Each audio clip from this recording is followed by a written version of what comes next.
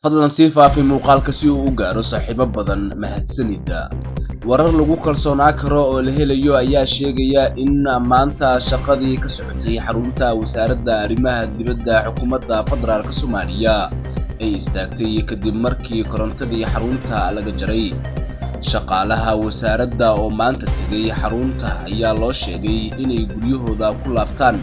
kadib markii korontada laga jartay dhismooyinkii iyo xafiisyadii ay ku shaqayn lahaayeen.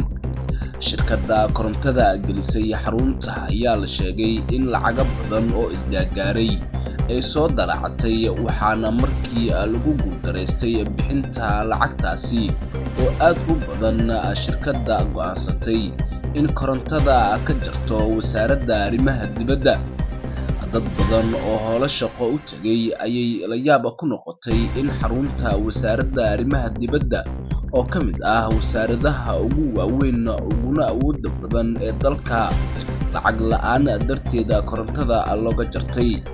Xarumo badan oo dowladda leedahay kuna yaala magaalada Muqdisho ayaa sidan oo kale horay looga jaray korontada iyo biyaha kadib markii ay bixin waayeen lacagaha kirada ee korontada iyo biyaha xarumahaasi laga isticmaalo.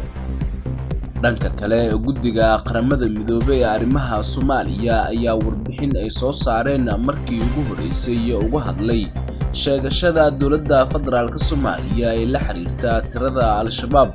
laga dilay tan iyo markii la bilaabay duulaanka ka dhanka ah bartamihii sanadkii idlaaday. Guddiga ayaa sheegay inaan la xaqiijin karin sheegashada dowladda federaalka Soomaaliya ee ah in khasaaraha shabaab ka gaaray uu dhan yahay 6,000 oo maleeshiya ah, iyadoo kooxda ay la kulantay cadaadis cusub oo kaga imaanaya duulaanka ay hormuudka ka tahay dowladda federaalka Soomaaliya, gaar ahaan maamul goboleedyada Hirshabelle iyo Galmudug.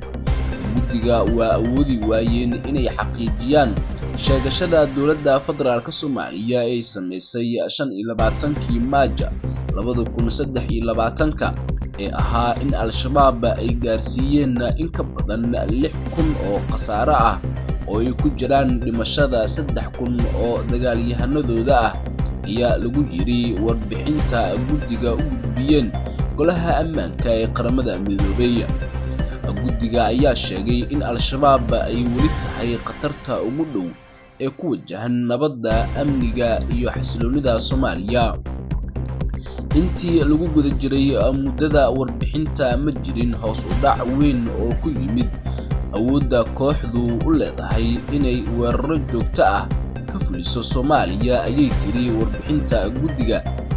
Guddiga ayaa intaasi ku daray in inkasta oo Al-Shabaab lagu qaaday weeraro culus,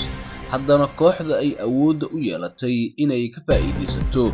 nidaam xumida ciidamada dowladda ku dhex milantay shacabka,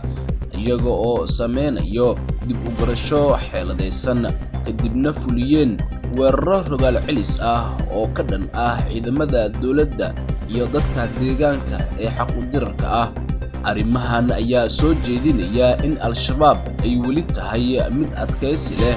lana qabsan karta xaaladaha oo dhimasho badan geysanaysa, ayaa lagu yiri warbixinta qaramada midoobay loo gudbiyey. Inkasta oo laga soo riixay meelo badan oo ka tirsan bartamaha Soomaaliya, kooxda ayaa ku guuleysatay inay kordhiso